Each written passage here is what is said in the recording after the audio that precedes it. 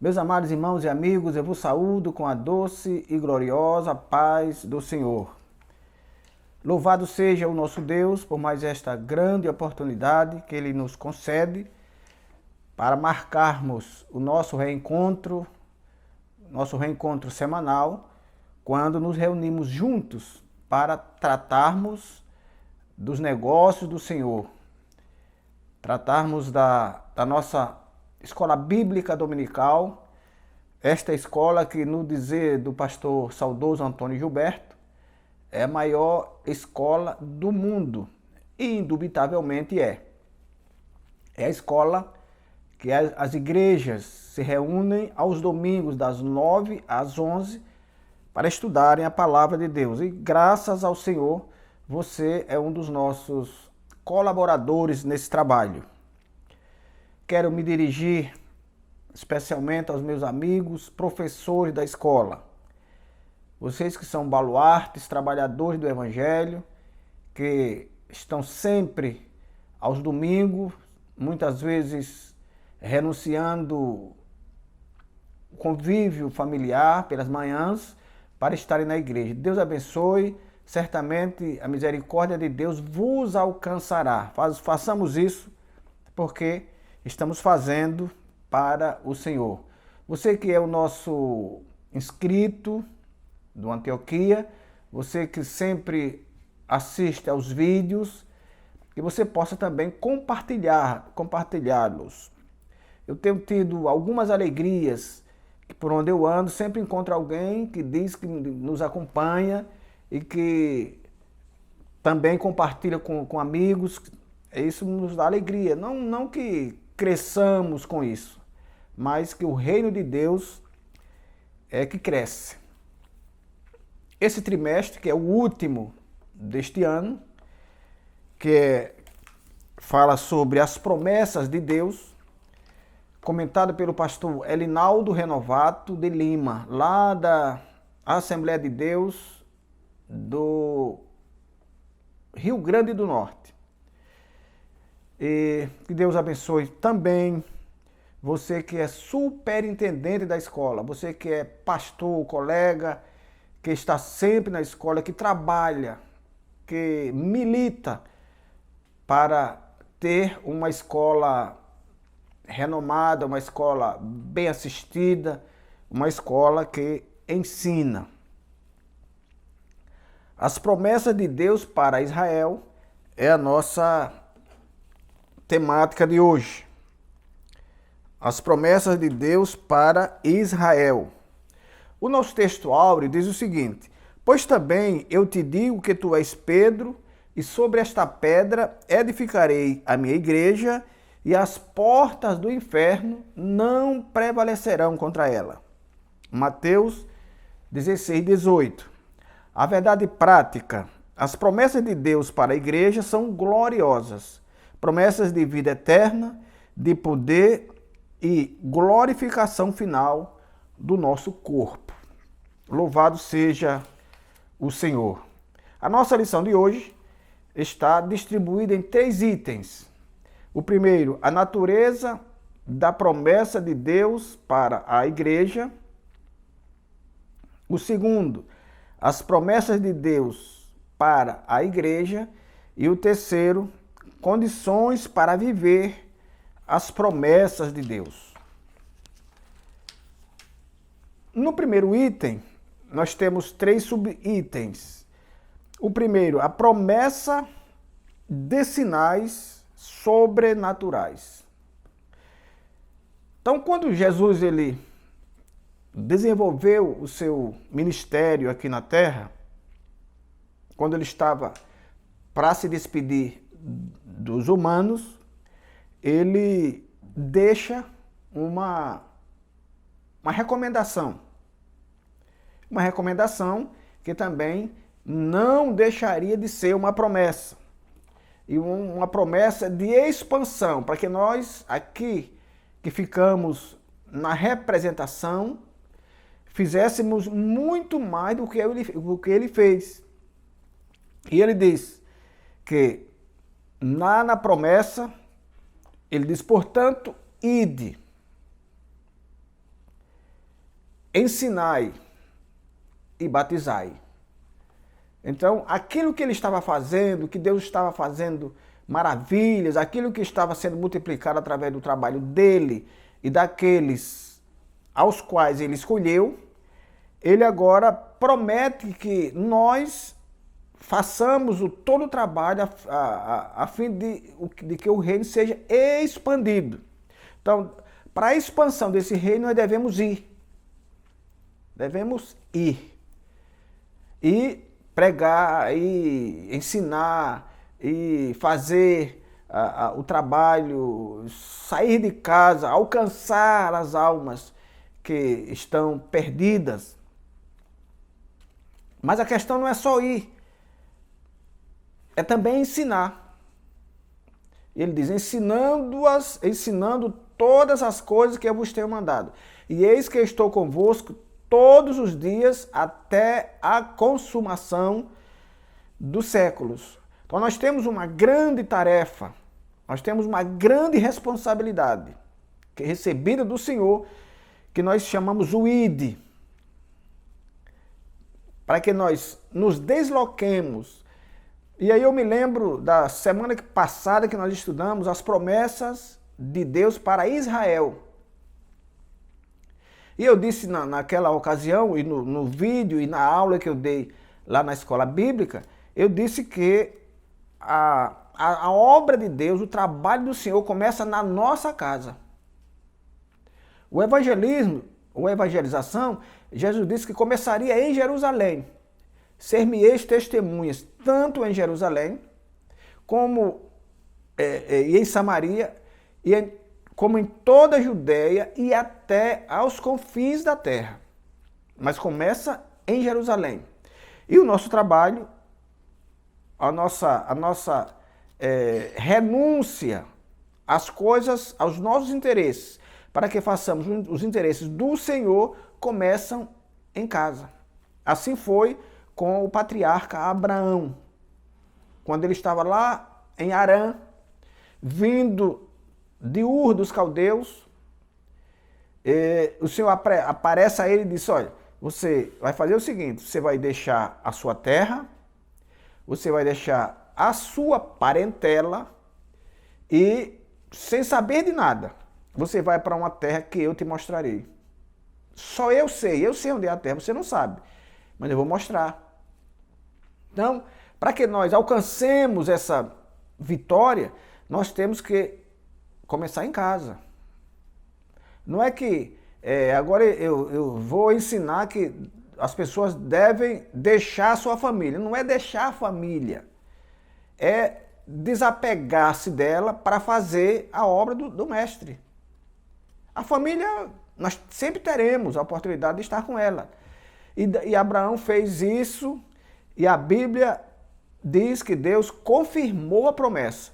Ele diz, em ti, Abraão, serão benditas todas as nações da terra.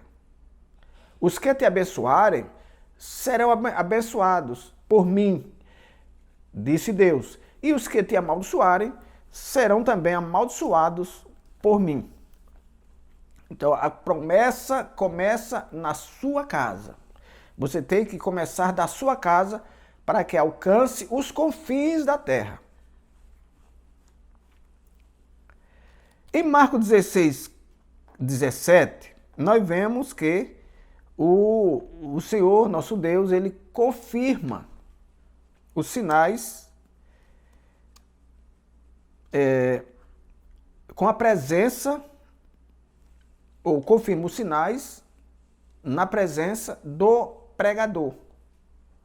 Em Marcos 16, 15, nós podemos ler o seguinte.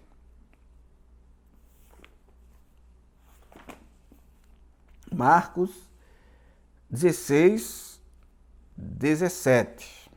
E Jesus respondeu e disse, bem-aventurado és tu, Simão Barjonas, porque não foi a carne e sangue quem tu revelou, mas eu, Pai, que está nos céus.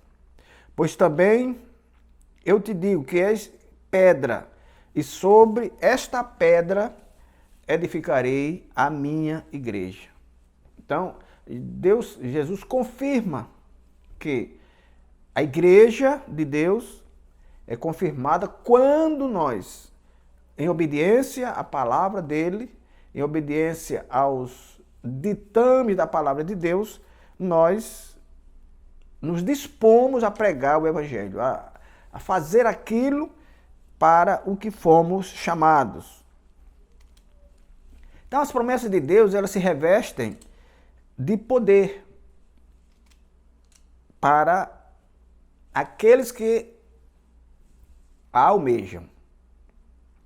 Então, quando Jesus fala lá em Atos capítulo 8, capítulo 1, versículo 8, ele diz: ser-me-eis testemunhas, tanto em Jerusalém, como em toda a Judéia e Samaria, e até aos confins da terra.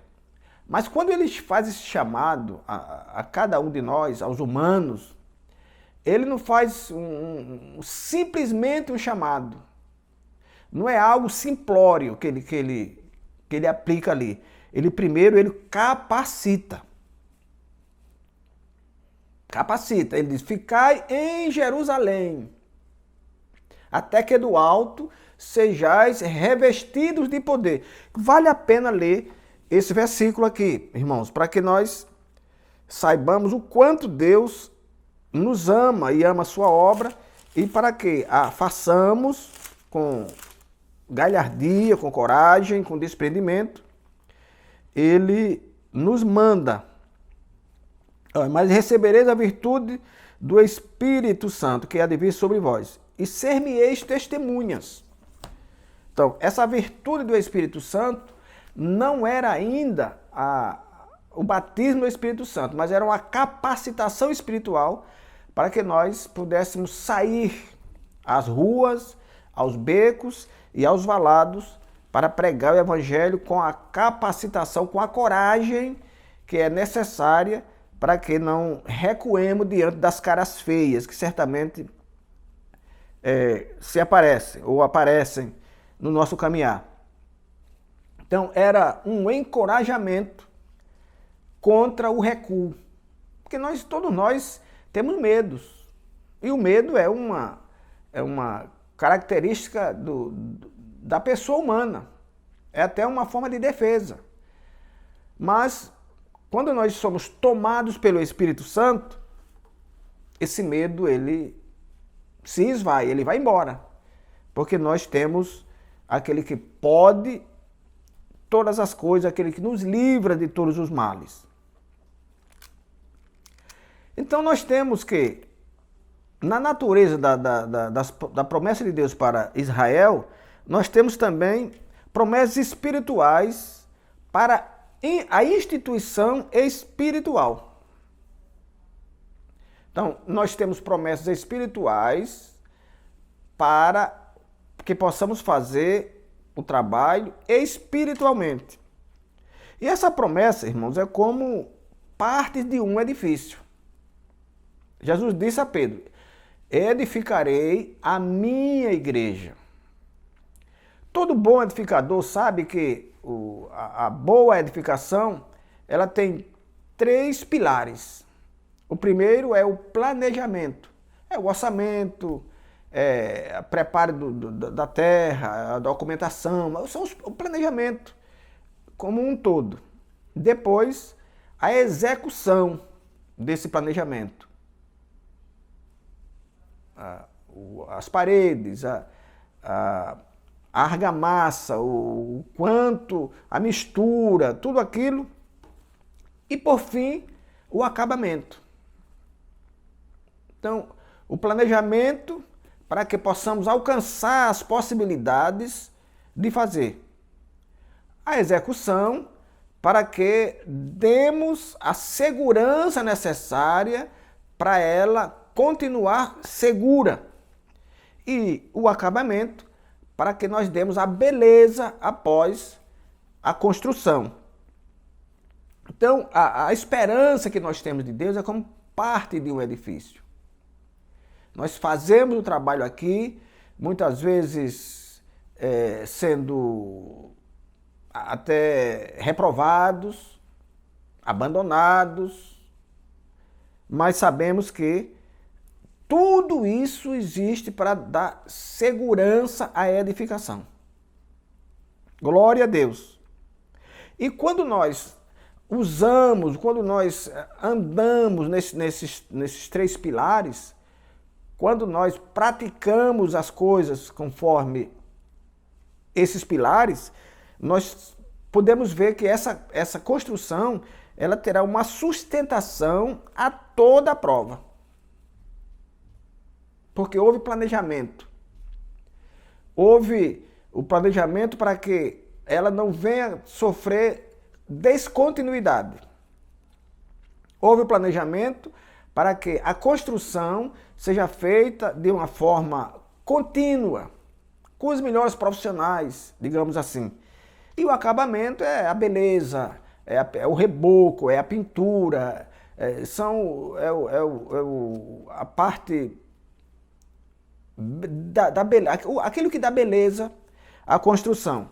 Então, quando nós estamos fazendo a obra de Deus, e nós vamos ver lá, tudo isso implica na salvação da nossa alma, implica na santificação da nossa alma e, sobretudo, na glorificação do corpo. Tudo isso faz parte da grande construção na nossa vida. Das promessas de Deus para a igreja. A Bíblia diz lá em Apocalipse capítulo 2, versículo 7. E ao que vencer, darei a vida eterna.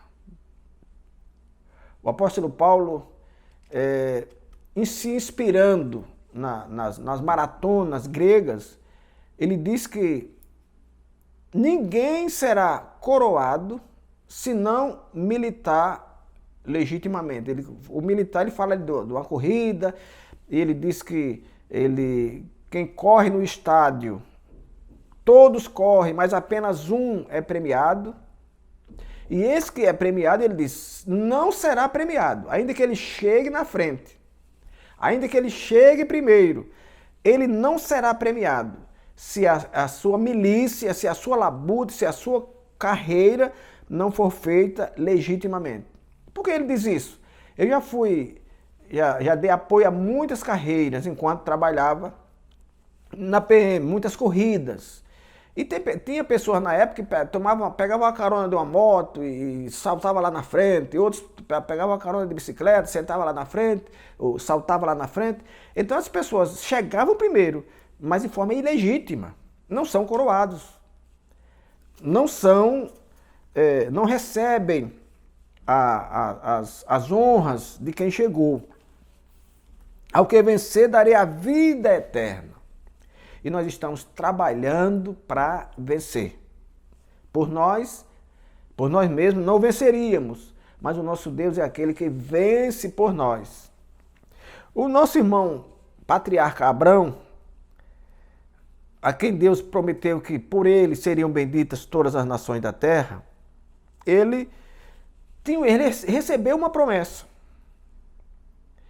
E como nós devemos, ao receber uma promessa, eu tenho que ter a criticidade de saber quem prometeu. Quem prometeu? Será que tem condição de cumprir? Vale a pena eu confiar nessa promessa? E mesmo que a promessa se realize, quais serão os lucros que eu terei por conta dessa promessa? Abraão recebeu a promessa de Deus de que ele receberia um filho, de que o herdeiro da casa dele seria alguém que saísse das entranhas dele e de Sara. E o apóstolo Paulo diz que ele creu contra a esperança. Ele esperou contra a esperança. A promessa que Deus fez parece que não se cumpriria. Por que não se cumpriria? Porque quando Deus prometeu, ele tinha 99 anos de idade. E Sara já era também de idade e era estéril. Como alguém creria? numa promessa dessas, quando uma promessa de produzir um filho, de ter um filho, quando o homem tem 99 anos, a mulher também já é de idade e é estéril. Mas ele creu. Contra a própria esperança, contra ele próprio. Por ele não cumpriria, mas de acordo com quem prometeu, ele creu. E o apóstolo Paulo diz que nós devemos crer nas promessas do Senhor, porque fiel é o que prometeu. Se Deus prometeu, ele vai cumprir, porque ele é fiel. O profeta diz que ele vela, ele cuida, ele trabalha para cumprir as suas promessas. Então as promessas de Deus são promessas eternas. São promessas que não variam durante a caminhada. Nós vemos que nós estamos num período de promessas muito frutíferas, muito bem elaboradas, muito bem encaminhadas, mas são só promessas. Não há, primeiro, não há vontade em cumprir. Segundo, muitas vezes não há condição de cumprir. E, na maioria das vezes, é só engodo, só sofisma para enganar o eleitor. Promessas dessas, de 10 se cumpre uma. E pela metade, da forma mais vil. Mas as promessas de Deus são eternas. Hoje, nós temos a grande nação de Israel, que foi formada lá por Abraão, Isaac e Jacó. Abraão, a esposa Sara, era estéril, mas recebeu a promessa. Isaac, a esposa Rebeca, era estéril, mas recebeu a promessa. E Jacó, a esposa, também era estéril, mas recebeu a promessa, a Raquel. Louvado seja o Senhor, porque as promessas de Deus são eternas. E não há nenhuma possibilidade de Deus prometer e não cumprir. A promessa de Deus, ela se reveste de poder para nós. Poder por quê? Porque ele é justo e fiel para cumprir. Eu leio aqui em Lucas capítulo 10, versículo 19, quando Jesus envia os 70 discípulos. Ele elege os 12, envia, e depois ele envia outros 70 que ele elege igualmente. Então em Lucas 10, 19, nós lemos o seguinte, que as promessas de Deus, elas são poder, se revestem em poder. Lucas 10, 19. E eis que vos dou poder para pisar serpentes, escorpiões, e toda a forma e toda a força do inimigo, e nada vos fará dano algum. Então, a promessa de Deus é poder. E quando ele promete, quando nós nos revestimos da coragem espiritual para vivermos a promessa de Deus, a bênção pura. Então os 70 discípulos foram enviados, mas não foram enviados como que apenas despedidos, não. Eles foram, eu vos dou poder, podem ir, eu garanto. Tudo ia acontecer lá, eu vou garantir. O Espírito Santo e o pregador. Atos capítulo 2. Atos capítulo 2.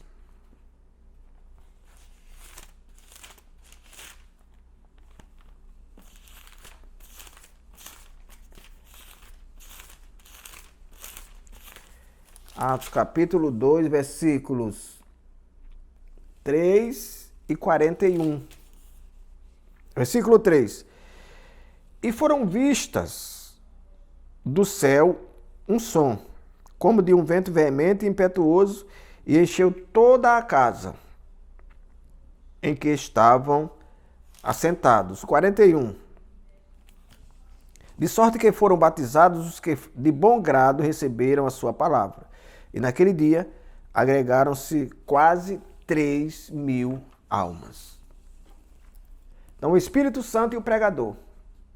Ninguém consegue fazer nada sem o auxílio do Espírito Santo.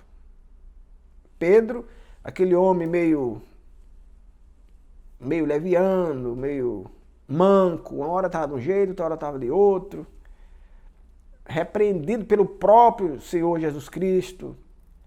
O Pedro que sacou de uma espada e cortou a orelha de Malco quando Jesus estava sendo entregue.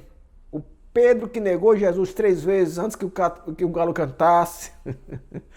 Esse mesmo Pedro, ao receber o batismo do Espírito Santo, ele pregou e no seu primeiro sermão, na sua primeira pregação, a Bíblia diz que agregaram-se à igreja quase 3.000 almas. Aleluia! Então, é o Espírito Santo que faz parte da promessa que o Senhor nos deu e é Ele que nos impulsiona, é Ele que nos capacita, é Ele que nos encoraja para que preguemos a palavra e as almas se entreguem.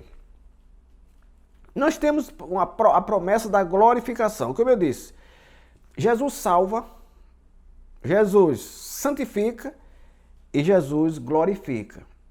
Enquanto salvo, eu sou chamado para fora. Isto é, eu larguei o mundo. Eu fui consagrado ao Senhor, eu renunciei às coisas daqui. Enquanto santificado, eu sou separado. Eu sou alguém que vive diferente, que pensa diferente, que age diferente e que aguarda a glorificação. Quando é que vai acontecer a glorificação? Não será que a glorificação acontecerá no dia do arrebatamento? Mas é uma promessa de Deus para a igreja, para nós que fazemos parte da igreja de Deus. Nós que temos os nomes escritos no livro da vida. Isso é uma promessa.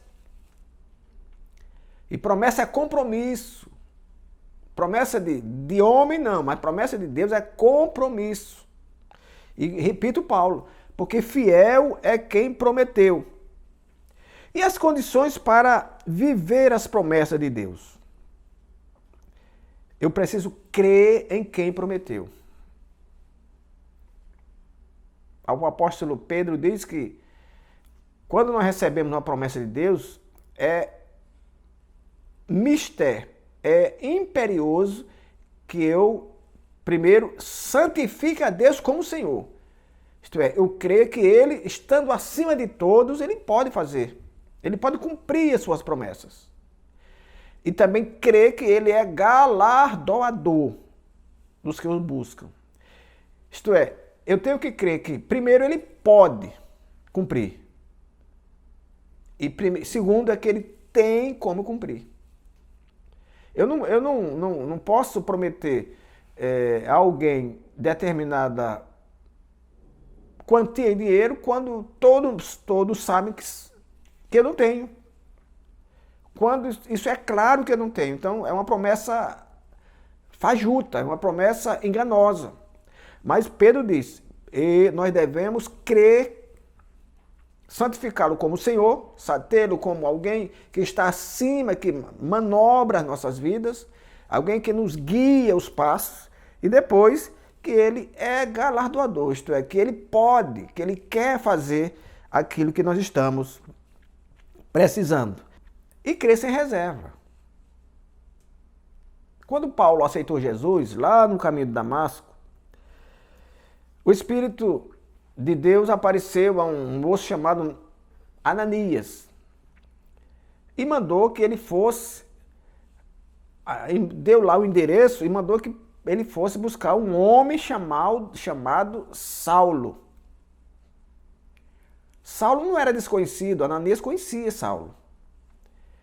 E Ananias disse, Senhor, eu não vou não. Olha, eu tenho ouvido falar desse Saulo, esse Saulo é muito violento. Não são boas as coisas que eu tenho ouvido desse Saulo. Não convém que eu vá. Certamente eu não voltarei. E o Senhor disse, não vá.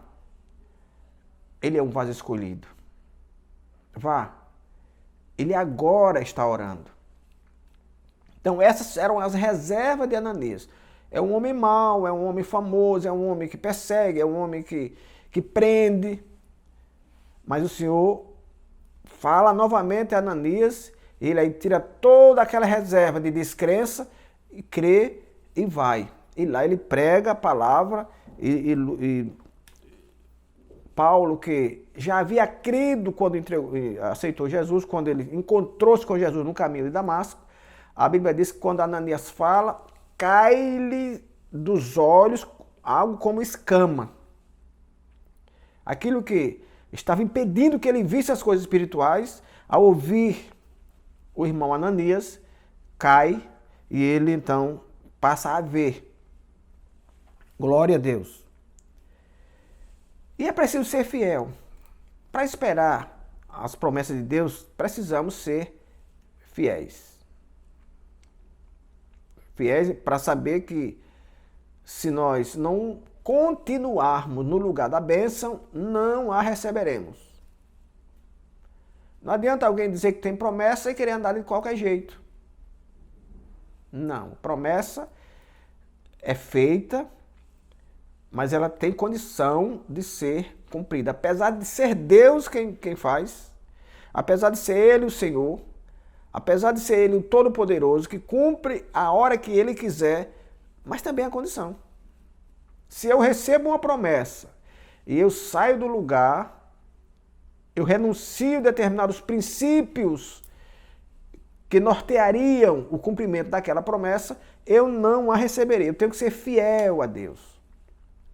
Ah, mas Deus me prometeu, mas já tem 1 ano. Acho que não foi Ele não.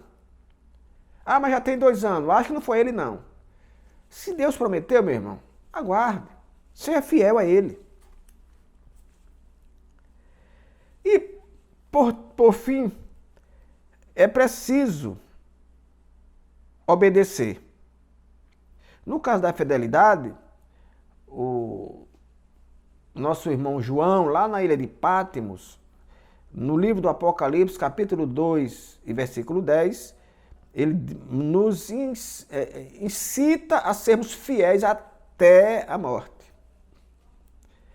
Ser fiel até a morte e dar-te-ei a coroa da vida. Ninguém vai herdar a coroa se não for fiel. E essa fidelidade muitas vezes perpassa para a morte. Quantos homens e mulheres de Deus foram sacrificados no Coliseu? Quantos judeus, milhões de judeus foram mortos no Holocausto, mas guardaram a fé.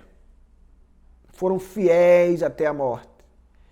E certamente, naquele grande dia, eles receberão a coroa da vida.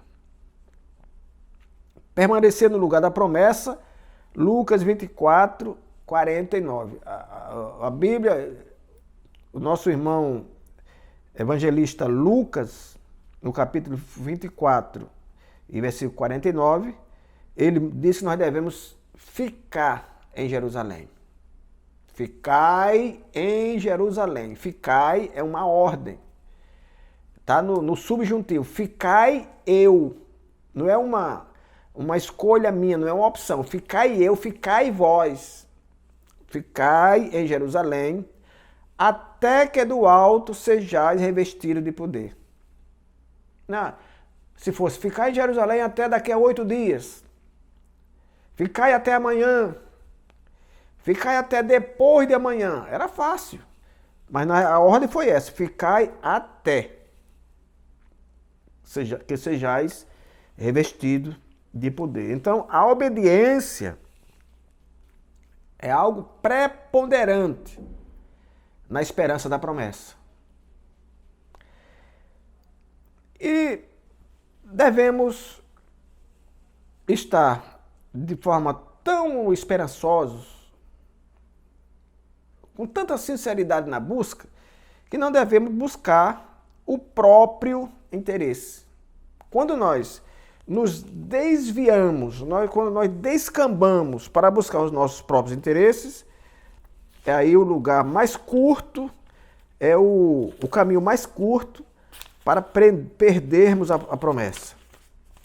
Lucas capítulo 10 e versículo 7.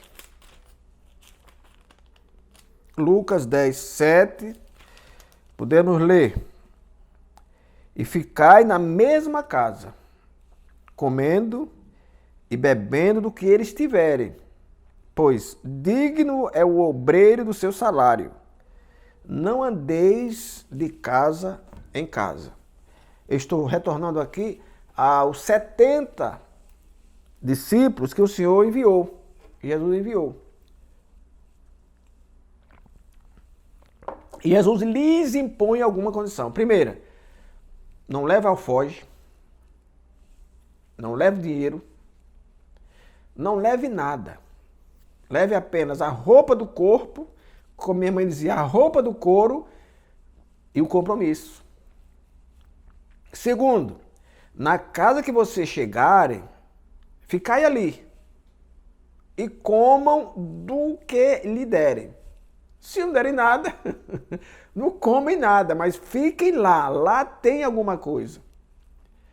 E segundo, ou terceiro, não andem de casa em casa. Ah, aqui não tá bom, vamos mais ali na frente, recebemos um convite. Não, fique lá. Não busque seu próprio interesse. Há pessoas que, não, aqui a comida aqui tá ruim, mas o vizinho ali a comida é melhor. Mas não é para ir. O interesse do Senhor é que você fique no mesmo lugar. A bênção virá até você no lugar que Deus mandou que você ficasse. Se você for atrás do seu interesse no vizinho, Deus não se responsabiliza por você. A promessa não é mais de Deus. Ela passa a ser uma escolha sua, uma opção sua, uma opção minha. Não é promessa. Aquilo pelo que eu opto, aquilo que eu escolho, não é promessa. Quando Jesus diz, lá em João 16, 15, não foste vós que escolheste a mim, mas eu vos escolhi a vós. E por que Jesus diz que eu vos escolhi? Eu podia ter escolhido a ele, mas não. É porque nós não sabemos escolher. E quando nós escolhemos alguma coisa, a coisa escolhida tem que ter os nossos sinais, os nossos traços. E Deus se submeteria, Jesus se submeteria à escolha de alguém? Não, eu quero um Jesus assim, que quando eu chamar ele venha, que quando eu pedir uma bênção ele me dê, quando eu pedir um carro ele me dê. É por isso que ele não deixou que nós escolhêssemos. E não, fui eu que vos escolhi a vós e vos nomeei. Eu vos nomeei, ele deu o nome, e vos enviei, para que vades e deis fruto, e o vosso fruto permaneça. Quando nós, então, somos escolhidos, nós não somos dono de nós mesmos. Nós somos agora obedientes a quem nos escolheu. Jesus nos escolheu para que vivamos a vida dele, vivamos com ele, larguemos o mundo e esperemos o grande e maravilhoso céu que nos aguarda. Que o Senhor nosso Deus nos guarde e até o nosso próximo encontro.